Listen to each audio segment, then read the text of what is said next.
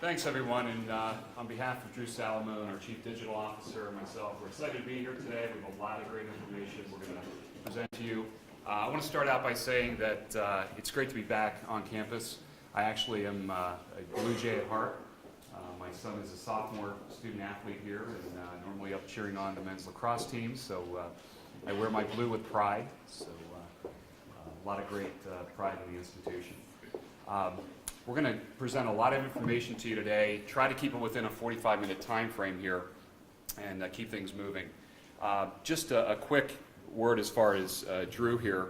We're going to focus on a lot of his space, which is the digital, online, social arena, and I call it his stage. This is the rock star of digital, as we like to call him. And he also will remind you of a past American Idol winner, in case it comes to mind. Anybody remember who? Chris Daughtry? This is Chris Daughtry. I hate that reference. I hate the reference. You should see him in reflector sunglasses. It was just like him. So we're proud to be here. I want to start off by just throwing out a couple of questions for you, and relating to how consumers are in fact consuming their media, because that's what we're all about at Target Media. We handle traditional media, which I will talk about briefly, and then I'm going to turn it over to Drew to talk about the digital online social space, because I know it's near and dear to a lot of you here. I see the laptops, I see the phones, the tablets, so that space for us is exploding in addition to the traditional media that we employ. So I want to just start out, first question is, y'all have smartphones? How many times a day, on average, does a person reference their smartphone? Shout it out. 45? 100? 100? Wow. Okay, somewhere between 100 and 500. 150 times a day. It's pretty amazing when you think about it. And it's how we are now consuming our media and information. And Drew will talk about that more. The second question I have for you is, and just from everybody likes prizes here, so I have an iTunes gift card. Everybody's sitting up now. It's amazing what an iTunes gift card is. Next to Google, what is the #2 search engine in the world?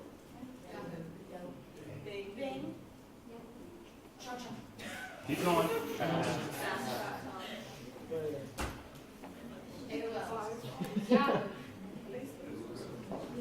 Think outside the box a little bit. Outside the box. What you really wouldn't think. No. Go. YouTube. What was that? YouTube? Yes, correct. YouTube. Oh my. So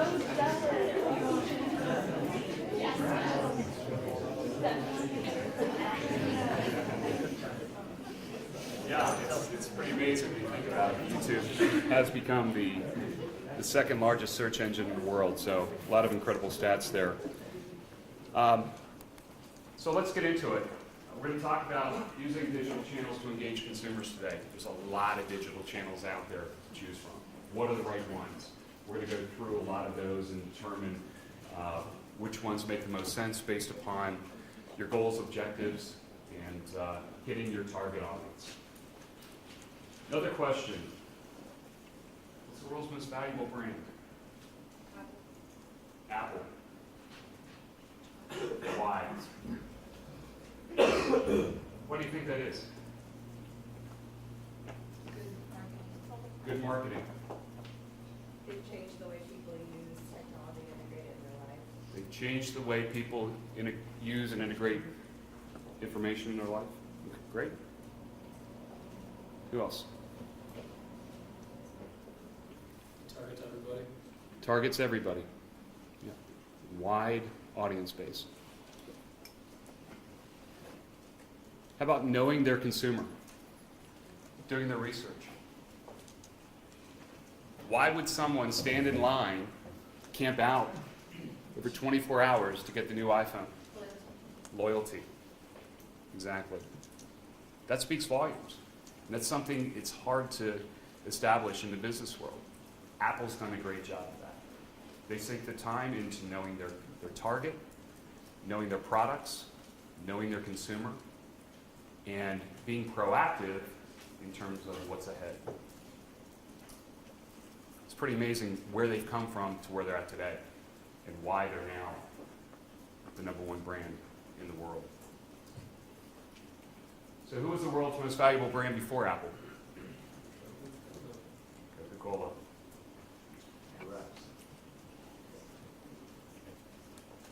I want to talk a little bit about key issues in media planning. This is more the traditional conversation that we're going to focus on right now before we get into digital. And I just want to show you some examples here of poor placement. One of the things we emphasize to our clients is make sure you're in the right space and associating your product or service in the right social space, advertising space. You can see here, the headline is, in the paper, "Man plunges to his death." Well, we have Red Stripe beer off to the left here, hooray for beer, and narrow separations, below that. They're paying for these advertisements. Something about bad placement. This is an example of why we're seeing print continue to decline and the online digital space grow. The available media explosion as well. It's so many choices to choose from. This is just one example that we have within television, cable television networks. Where do you start? Where do you target in terms of knowing how to best hit my audience? Am I on Spike? Am I on CW, Sci-Fi, HGTV? It's taking information that we gather from our clients and analyzing it. Who's the target audience? Who's my core customer? Who's the target demographic? Where's my target market? Am I looking at a DMA, a metro, a county, or even zip code level? Psychographic information, household income, habits, viewing habits, how they consume. Taking all that into consideration in looking at each of those networks and coming back with the best mix of the network channels to deploy to hit that audience. So it really is a daunting task when you look at how do I best employ my dollars, my budget, to best hit my target audience. There's a lot of different choices to choose from. So we look at the media mix, okay? Where do we deploy our media based on all these different media outlets? Mobile might be an appropriate venue to look at based upon cost allocation and making sure I'm hitting my audience. Certainly in a younger demographic, we employ this a lot in the 18 to 34-year-old demographic for our clients. Mobile, some targeted radio, online is a huge part of that. Probably not outdoor, probably not print. It's an older demographic there. And television where possible. Television's expensive. Just to give you an idea, a television spot in Philadelphia ranges from $500 to $12,000 depending on one spot, depending on where it runs. But you're also talking about the #4 marketplace in the country. So you're hitting so many people in the process. Any questions on the media mix? So I just want to take a second to talk about great campaigns. When we talk about media, we look at it all starts with strategy. Having a driving strategy that gets us to the point of being able to engage with our target consumer. We're open to making impactful incremental changes along the way, realizing that some things might not work how we envision them based upon the media that we're deploying. In that case, we'll look to scale back and allocate the dollars to a different media. But we monitor along the way. And that's one of the great things that Drew will be talking about here. With the online digital space, we're able to look at analytics and look how they are executing to hit the target customer here and making sure it's a wise spend of our dollars. Having tactics certainly is important for the advertising campaign. This next point about having an approach more than spots and dots is important. We can go out there and buy all the prime programming we want to. We're on X Factor, we're on America's Got Talent, we're on Monday Night Football. But if it isn't the right environment for us to hit our target, it's not worth allocating the dollars to. So we're able to use our research, use our intel to drill down and do just more than the spots and dots buy. We're really getting into, we talk about gross rating points, reach, frequency, all the specifics within media buying. It's much more than just buying 100 GRPs in a schedule, which we'll highlight here shortly as well. And lastly, this is something we emphasize to our clients all the time. You have to invest in creative. Your messaging is critically important to make sure that it's on target with your audience. We've experienced along the way some questionable creative, I'll call it, Joe. We're spending hundreds of thousands of dollars on a media campaign. We get the creative delivered to us, which we traffic out to the media stations, and it's just, hide your watch. I mean, it's just bad. It's the opposite of what they really should be putting out there. So we emphasize to our clients, make sure you do your research, get an appropriate creative strategy, and that's something that we don't actually handle within Target Media. We specialize in the media planning, research, and buying of media. Creative agencies will handle the creative deployment, TV spots, radio spots, online, digital. So we have to work hand in hand with creative agencies in order to make sure that creative messaging is in fact on target. So just some of the traits of great campaigns that I wanted to talk about. This gives you an overview of our traditional media services that we offer at Target. We have the silos here. And we talk about integration being key. It's not a one-size-fits-all kind of analogy here. We may employ some traditional, digital, out-of-home, and then non-traditional, which I like to call this, sports sponsorships, event marketing, street-level promotions to help further the cause. Sprint Wireless is one of our clients.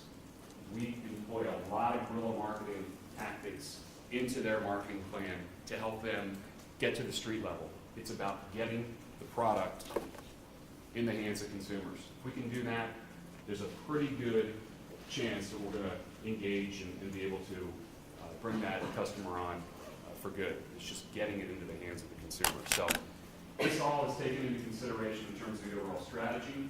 And as you can see, there's a lot of different channels to choose from here.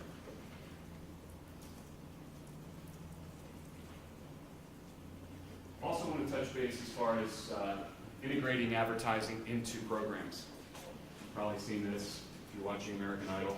Coca-Cola has taken advantage of it. Product positioning. America's Got Talent, which Snapple is now on board there. I'm not sure if I would look to acquaint my product or service with Howard Stern, but that's a decision Snapple has made, and it's paid off for them. But it's prime programming. It's out of the box, non-traditional types of product deployment that we're seeing more and more of. So it's thinking outside of that traditional advertising box. I want to touch base real quick on the 4 rights of media, and then I'm going to turn it over to Drew. We talk about the right audience, making sure that we're talking to the target audience who is our primary consumer and speaking to their primary media consumption patterns. The right medium. What's the right media channel? Do we employ traditional from television? Do we look at radio? Do we look at outdoor? A lot of businesses will say, I need help getting people to my retail location. In that case, outdoor may be a good option. Directional in purpose, and it's very high profile, especially the new digital boards that we see along the major arteries, which we're making more use of as part of an overall strategy. And I touched on the creative already, so that's important in terms of making sure that we're running the right creative in the right medium. So the strategy continues to unfold. The right exposure level. How many impressions, exposures can we afford based on the budget, based on our goals and objectives? How can we effectively deliver them? That's something our clients look to us continually for. I have this budget. How do I maximize it based upon my goals and objectives? What media channels should I look to deploy? And what frequency and impact are we looking to accommodate? I've included just some general media terms here, ones that we employ on a daily basis at Target. You may recognize some of these. Reach is how many of our target audience is exposed to our ads over a given period. So what percent of the target audience am I reaching through my advertising campaign? Frequency, how many times am I hitting my target audience? Rating is a measurement that we use in terms of percentage of households that are watching a particular program. Just to put in perspective for you, a prime time program like American Idol could do an 8 to 10 rating in this market. Super Bowl ad does about a 32 rating. So in that case, you're paying a lot more for the ad, but you're hitting almost 30% of your audience in one particular advertisement there. So it's all relative based upon the cost and delivery. I'm not sure I could allocate the dollars to justify a Super Bowl ad, but some businesses save up volume to do that so they have high profile during that time frame. And then lastly, share. What percent of the households with a television on will watching a particular program? So we take all this into consideration, putting together the strategy for our clients, and again, maximizing their dollars that they're investing. Right timing. Do we have seasonal factors, sales cycle, competition that we need to take into consideration here? If I'm selling lawnmowers, I'm not on the airwaves now into the winter, making sure that we're out there at the right time frame. In what duration? How long do we have the media flighting? Do we pulse it? Meaning we'll run radio in conjunction with TV, in conjunction with outdoor, in conjunction with online digital. How does it all come into play and interact together? So the bottom line is, know your value proposition.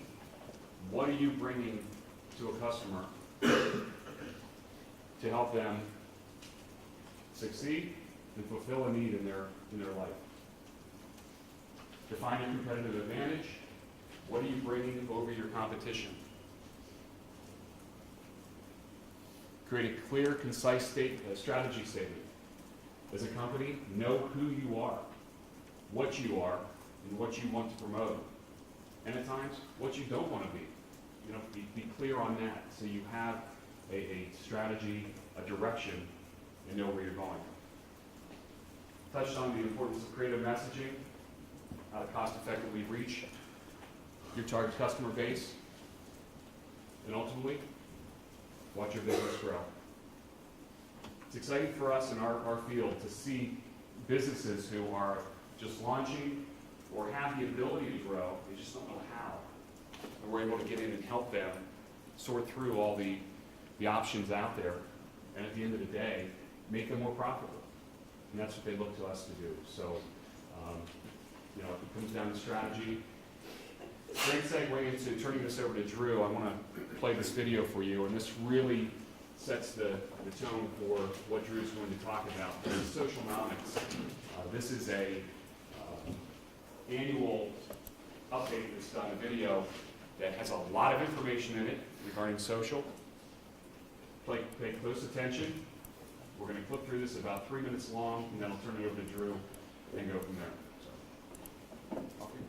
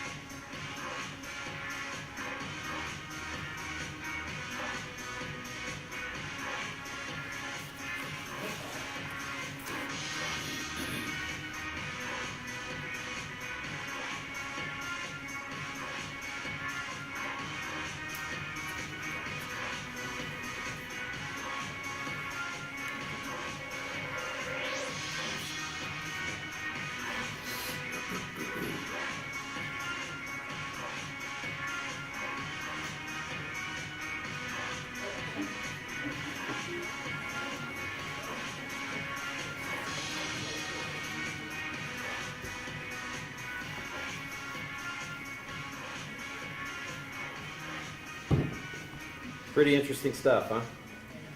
Has anybody ever seen that before? No? So, the one thing that, first of all, thank you guys for coming today. Anybody in the digital marketing arena here are going to focus a career on digital marketing? Why? I feel like that's what's gonna be the next 10 years, just gonna be all revolving around social media. Because it's already Here. It's already here. So, that video that we just watched was interesting for one reason. And the reason is because they pummeled you with statistics. And that is what digital media marketing is all about. We have an unbelievable amount of data today in order to make a really smart decision for an advertiser. And it doesn't always start off that way in the beginning of a campaign, but by the time you get to the end of that campaign, different than traditional, the campaign becomes that much more effective.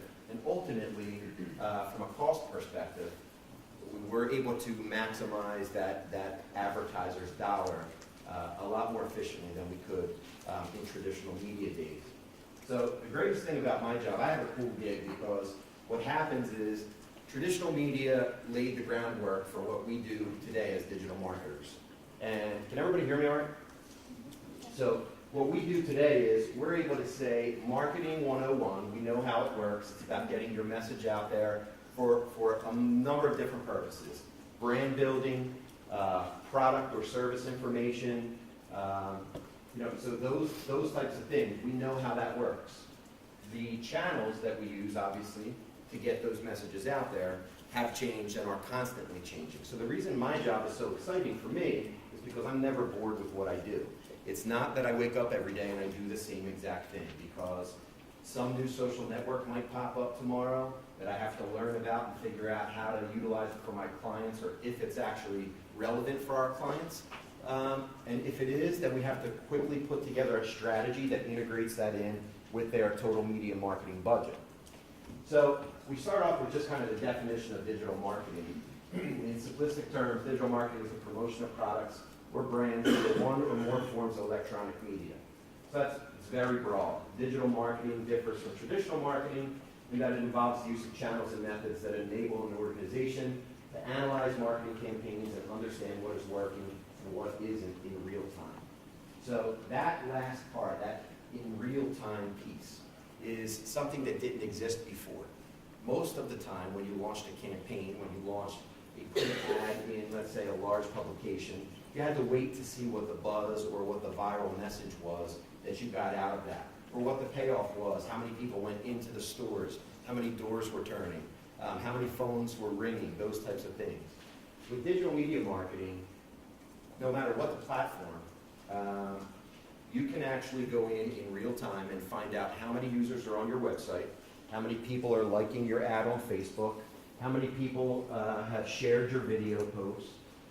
So that virality of the messaging is instantaneous and it's very measurable. And then what we do is we take those statistics and we churn them and we churn them and we churn them. And in some cases, and what we do well at Target Media, is we take and marry those statistics with traditional media to make our traditional media that much more effective. So a TV campaign before that might have just been a branding message that was just that, a branding message and stopped there. When the 30-second spot was done, the TV commercial was done. Now what we do is we drive them back to a digital property. You'll see it everywhere. Watch TV, you see a commercial at the end that says, visit our website for more information. Like us on Facebook. Upload your YouTube videos so that you can participate in our sweepstakes. Those types of things. And while that's happening, we can have a dashboard up that sees those users coming in and sees how effective that marketing campaign is. So, obviously on the digital marketing side, social, blogs, networking, the term viral is part of our daily life. A lot of marketers ask us, how can I make a viral video? How can I make my advertising go viral? And we all know viral is a product of, it's kind of that lightning in a bottle effect. You really can't buy viral. Viral has to be of interest to a large population for it to happen. So that marketing and websites. So that's kind of the cloud of information that falls behind the digital marketing side. I wanted to talk today about the three kind of, this presentation is how we engage with that consumer using these different channels. So on the digital side, there's really three buckets that we put everything in. Has anybody heard of these, paid, owned, and earned, within any marketing classes that you've had? Okay, so relatively new from the perspective of, we're now putting things into buckets, okay, on the digital marketing side. Paid advertising or paid media is just that. It's something that you pay for. It's instant on. So it is the Google AdWords, if you guys are familiar with, when you do a search, you have that little yellow box up at the top with those 3 paid ads and it'll say sponsored. Or you'll see a banner ad running on somebody's site, whether it be up at the top or on the side. Facebook has paid advertising. That's their business model from a revenue generating perspective on the side. And now they've intruded our personal space and injected those advertisements into our newsfeed. So when we go on our Facebook, we look through our newsfeed and you find very subtle things like suggested posts or you might like this ad. And they're paid advertisements 99% of the time. So it's things that instant on, if you need to get a message out, maybe it's for a holiday or for a promotion, paid advertising is the way to go. Owned media is basically things that we own and control from a messaging standpoint. So our websites, from a print collateral perspective, you're looking at things like brochures, information that might be on a counter in a retail location. The big one here is websites and kind of that community that we build with our Facebook pages from a business perspective. So our business Facebook pages, our owned media. And the beauty of what owned does for us is that 9 times out of 10, there's some type of free element to own because we control it. Sometimes it costs us money to build that owned property. Think of it as kind of like your home. And from there, whatever we do with it, whatever decorations we put up on the wall, whatever messaging we push out in our owned media is a reflection on us. So we control it, we're in full control. From an advertising or messaging perspective, that's a good thing. Paid media can help build our owned media from an audience perspective. So many times we use paid to actually drive users to one or more of our owned properties. So we might, we see this all the time today in marketing online and on TV, on the radio, on our mobile phones, where we're trying to drive a user from one platform to the other. And the reason is because once we get them, we have them hooked. They become our audience, so to speak. We all participate. Everybody in this room probably has a Facebook page. That being said, you like all the brands that you are engaging with on a day-to-day basis.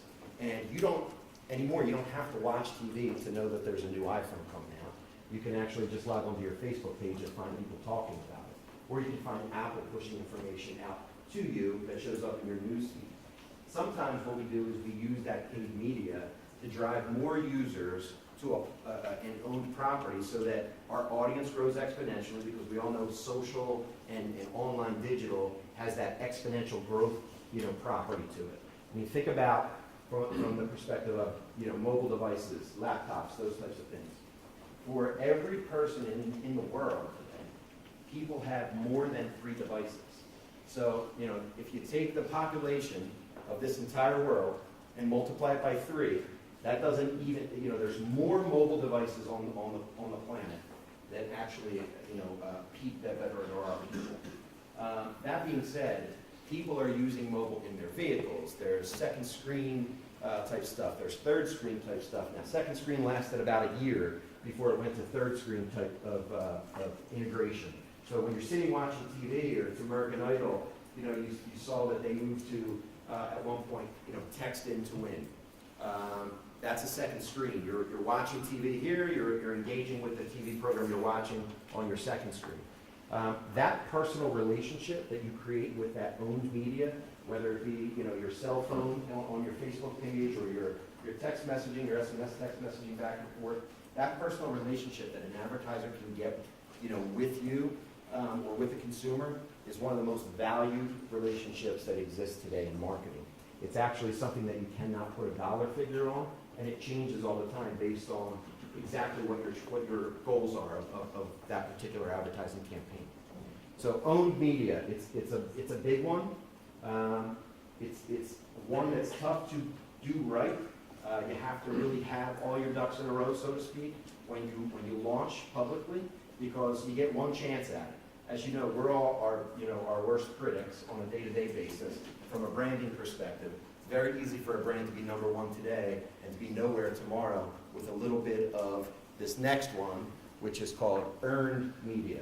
If you have the wrong type of earned media, your brand could literally shut down overnight. And that has to do with everybody in this room and our perception and our interaction and our engagement with the brands that exist within those owned properties. So earned media is an old PR term, and I'm going to go through this in the next slide, next couple slides. It basically talks about, it's the buzz. It's that word viral. That is what we want our brands to become. We want our brands to become household names, like Apple, like Coke, those types of things. In a perfect world, everybody's brand would have that name recognition. There's not enough room in all of our daily lives for all of the marketers, in the world to have that or achieve that. However, there is a place for everybody within your day-to-day life, depending upon what your user interests are, what your operational, daily operations look like, where you go, how you travel, who you travel with, your gender, your physical location, your user interests, your music habits, all those types of things. So that there is a place. The earned piece for us is, once you get it, that can actually take your paid media, and it can actually take your budget for your paid media, and you can start to tone things down over time, because earned is a free churn. It happens because of the combination of paid and owned together. If you have success in that space, your earned media can carry you through for years and years to come. Think about the fact, and this is questionable, but Steve Jobs is no longer, right? But he set the precedent for Apple. New guy comes in, people are wishy-washy with the way they feel. They watch his presentations. What does he do to get everybody on board? He keeps the same presentation style as Steve Jobs. He tries. He's not Steve Jobs, but people watch him as if they were watching Steve Jobs, and they expect that when he opens his mouth, he's going to sound just like his predecessor. Unfortunately, that's not the case for him. And depending upon your loyalty to Apple, you may just say, that's fine. He's the new guy, and he runs Apple now, and I follow him just like I followed Steve before him. If you go into earned and you start looking and reading about the buzz, you'll find a 50-50 mix of how people feel about him, not only from a corporate structure, running the company, running the brand, and the decisions he makes on an operations basis, but also just as a person in the public, a public figure, how he presents himself. Very hyper, super critical type stuff that show up in that earned category. So we'll flip through this. We kind of went through these pieces, and just to give you some examples. So again, on the search side, you have the ad up the top, welcome to Chase. You have this mobile application up here for Kohl's, with some advertising and some banner ads. And again, just examples of paid media. Sponsorships are also another way to look at paid. So, it could be something that's in a print ad, your local Cub Scout pack, your local church, those types of things where they're selling blanket sponsorships. Or you go onto a site like NFL.com or ESPN, and you'll see, Gatorade takes over the entire site. That's a paid sponsorship, as opposed to rotating some banners in. Owned media, we kind of run through this. Website and mobile, your mobile website, your blog, social media sites, and email newsletters. Email newsletters are almost becoming as passé as email is in general. It's still such a valuable piece of information. Someone's email address is what used to be their telephone number for a telemarketer. And that still holds true. But even more important now is how people engage in social. So it's almost been, I won't say replaced, but it's almost been paralleled I think in most cases, it's probably, a step below social media and all of these other platforms that allow us to get messaging to you. So from an own perspective, that's a quick snapshot of some examples. Any questions yet as we go along, by the way? We can stop, just raise your hand if you want to interject any comments. Earned, we went through, it's that word of mouth, that buzz, that viral messaging, wildly important from a branding perspective for someone who's trying to build a business. Positive comments and positive feel and vibe about your brand is what we want to hear. I wanted to touch real quickly on the negative piece to this, because what happens with earned media is that not everybody's happy. You cannot please every customer. And if you're a brand that doesn't do their job, you're gonna have a lot more people that are unpleased than pleased.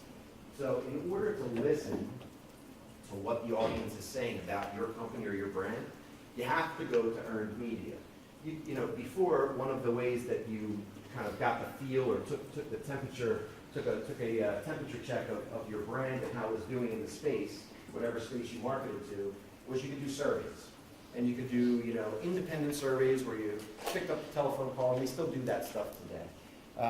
But even more real than a survey, because surveys can be skewed, as you know, and you guys probably do this in some of your marketing classes, depending upon the sample size and the sample and the location and the demographic and all these different things. You can just go to earned media. You can log on to Facebook or you can log on to Twitter even yet, and you can actually find out that, what a brand is doing, what its popularity is, what people are buzzing about. Has anybody sent a tweet or posted to Facebook since we've been in this room? Be honest. No? John's purple tie, nobody said anything about John's purple tie? It's a nice tie. It is a nice tie, right? So, what I wanted to talk about with this is another business has spawned out, and it's been a business prior to this, but it's a gigantic business now because of earned media. It's called reputation management. Anybody hear of that before? Okay, so reputation management is something that companies, once you open the floodgates, especially large brands, once you open the floodgates to social, you have to have a reputation management team, or you have to have an agency that's focused on reputation management. We do some of this for some of our clients. What that means is that when you want to go to a restaurant, what do? Does anybody look at a review for a restaurant? Where do you go? Okay. What, do you have a site that you use in particular to look at ratings and reviews? Yelp. Okay, Yelp. Yelp was kind of the number one. They bubble up. You have OpenTable now where you can make reservations and reuse your reviews. You have Google, which is Google. You have Yahoo. Those types of things. You read something, I'm a small business owner. I'm a restaurant. I have 3 locations, let's say. And one guy has a horrible experience, and he's very socially inept, and he goes on and he tells the world. He blogs about it. He puts a Yelp rating. He puts an OpenTable rating. And he goes on his website and he tweets and he hashtags your restaurant name, and it's just craziness. And how do you get out from underneath that? Because now all of you guys are going there and saying, hey, how's Joe's Pizza? And the glaring thing that jumps out at you is Joe's Pizza sucks. For whatever reason, they go through the process and you read through it, and what that does is it puts doubt in your mind about that pizzeria. Might not be that there's a thing wrong with it. It could be the greatest pizzeria in the area. But that one guy had a bad experience, and now you have to deal with questioning, do I want to engage with that brand or that restaurant, or do I not? That's where reputation management comes in. So I'm not suggesting that every small pizzeria have a reputation management team, but the owner of that pizzeria, once they say, hey, yeah, I want a website and I want to get a Facebook page, they have to be paying attention to the messaging behind all that, so that they know what people are saying about them. And the key to reputation management is responding. You have to respond back to the user in the space. You have to make it right. You have to address the concern. You might not be able to fix the problem every time, but you have to acknowledge the problem. And by acknowledging it, they say that 90% of those negative reviews that are acknowledged aren't that big of an issue anymore for other users that are reading through it. So almost eliminating the fact that initial user responded negatively Now, again, that's all kind of relative based on how many negative reviews a brand has. But that reputation management thing, huge business, thousands and thousands and thousands of dollars, brands and small companies are investing just to make sure that their reputation is kind of upheld in the social or the earned space. Questions? Comments? Nothing? All right, so the next couple slides, I just wanted to take a look at, and then we're going to wrap up and we can ask questions at the end here. This is a snapshot of social. So social is kind of, that is my business right now. It's how, and not Facebook, but it's social in general. Every digital marketer looks at Google now, at Facebook, at Twitter, at Yelp, at Pinterest, at YouTube. It's all social. And when I place an ad on Google, it's now social because Google attaches ads to their Google Plus page, and then there's other feeds coming in from other, review engines. So the entire network is starting to converge. I wanted to take a quick snapshot and look at, from a login perspective. Does this fit everybody in the room, would you say? 75% log in daily to Facebook? No? You don't? You don't log into your Facebook every day? Pretty fantastic. So here's it's getting away. So let's talk about that real quick. So 17-year-olds are moving away from Facebook. That's the statistic that was reported within the last 3 months. They're moving away. You guys are here, so you're a little above it. What do you feel about that? Do you think that that's an accurate statement?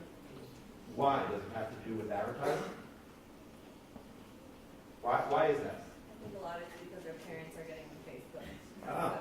So they don't want them to think that's their. Are you on Facebook? Not a lot. Okay, all right. So, what other thoughts or comments around that? Why do you think people are moving away from Facebook? It is fairly low advertising. Mm-hmm. Yeah. I mean, the basis of it. Anybody else have a comment? So you say you don't log in every day. Good. You had a comment? A lot of people are moving away from different applications like Twitter. Okay. So that's the key. That's actually the key. The key is that it's the wild, wild west out there with respect to who wants our attention and how do we give it to them. Facebook used to be the only platform, grown in the university, used to be the only platform for you guys. That's how people communicated. And it was very niche, and it was almost like a secret club. You didn't know about Facebook until, the world knew about Facebook. That being said, it's not the platform. The platform has not become less effective. It's just that some people, it's churning. It's churning. It means that people move away and they come back. And then they hear about, something in the news or the media and they come back. Or they go off and they start playing with their, flipbook application, and that includes, multiple social networks that they can look at once, and Facebook becomes a little less important because they're getting the high priority stuff that they need kind of under one roof. I don't agree with the fact that 17-year-olds are moving away from Facebook. I have, a thought process that they might not be engaging with the brand that much, or as much as they used to. However, it's touching their lives whether they want it or not, because Facebook is becoming Google. And they are integrated. Every time you log in to some application, what do you have now? Sign in with my Facebook account, sign in with my Google account. So even though you're not maybe directly accessing the network, you're still accessing the network, and they know that you're there. They know that you're, that pulse. So that's a quick snapshot of user activity based on network. This next slide, if I can get there, just kind of looks at the landscape from a category perspective. So cooking and dining, do-it-yourself and crafts, fashion, beauty, health info, tech, funny, and human interest. And I thought it was an interesting, snapshot. If you just look at the chart for a second. Facebook, 44% health info.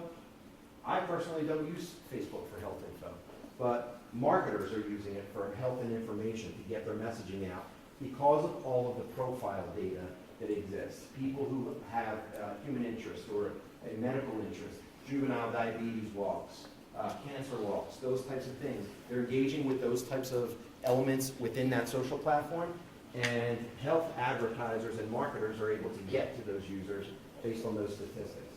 Pinterest, anybody use Pinterest often? Yeah? All girls?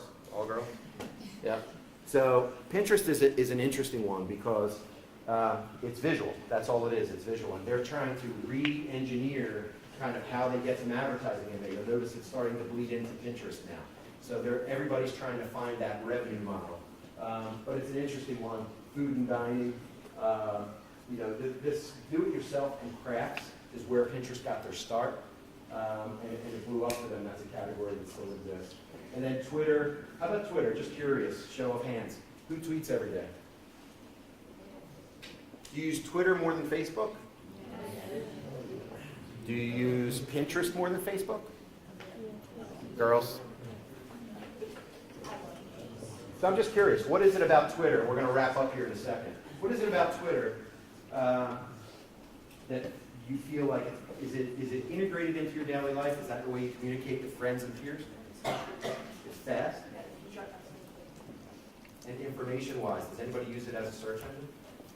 People look for terms or what's going on in town or anything? That's another one. It's third. It's third behind YouTube right now from a search perspective. Just another quick, easy stat. Okay. That's what we have. Let's open up for questions if you have any. Traditional, digital, anything you want to talk about? I know we're kind of running short on time. Nothing? Any questions? How does a business, if they do get a negative on their website, can they pull that off, or do they just have to respond to it and try to correct it that way? Is there a way that they can actually go behind the scenes and yank it, They can. It's not recommended. and it's not? It's not recommended because once something is out there, it gets indexed. So other search engines are pulling that information and they know that it exists. So it's kind of like, doing things, not the right way. From a marketing perspective, it's better for you to respond and show that you're active in your brand and that you care about it. How do you compete with other marketing companies to show that you're better at what you do? Great question. At Target Media, we actually, in addition to all the research that we subscribe to and the strategy we employ, we have proprietary media buying software that we own. So we're able to take the guesswork out of media buying. It really drills down to what media best deliver to the target at the best cost. So it will give us not only the best programs within each media channel, but at what rate we should be buying it. And we use that to negotiate leverage with the media outlets. So it helps us be even more efficient and effective for our clients, and it's a big advantage that we bring. Plus our service. We're all about super servicing our clients. Just to give you an idea of the scope of who we work with, Sprint Wireless, Turkey Hill Minute Markets, Ollie's Bargain Outlets, AAA, numerous auto dealers across the region. Good Neighbor Pharmacy, which has 3,400 pharmacies across the country and in Puerto Rico. I'm missing here the big ones. Those are just a sample of who we work with. Each has succinctly different goals and objectives and target audiences, but we look at it, with a fresh approach and be able to employ the research and the tools that we have to help each of them continue to succeed. Any other questions? When you mean search engine, do you mean referencing something else, or like Google actually typing in a question? Yep. So when you're saying what's the biggest search engine? Like what defines search engine? Because whenever I think of a search engine, I think of Google Firefox, where I can literally just type a question in Right. and ask, but I don't. So it's the platform that provides the results. So from a Google perspective, it's Google.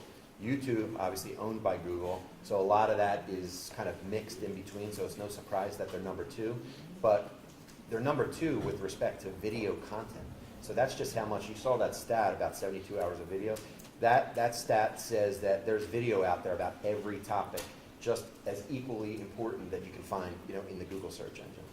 When you think about Twitter, people use Twitter to search based on topic or hashtag, and you can type in police, fire, location. You can find out exactly what's going on the. I did it not too long ago. There was a huge shutdown on I-76. There was ambulances, cars were flipped over, and I went to Twitter and I was able to find out exactly from a geo-targeted perspective exactly what was going on there.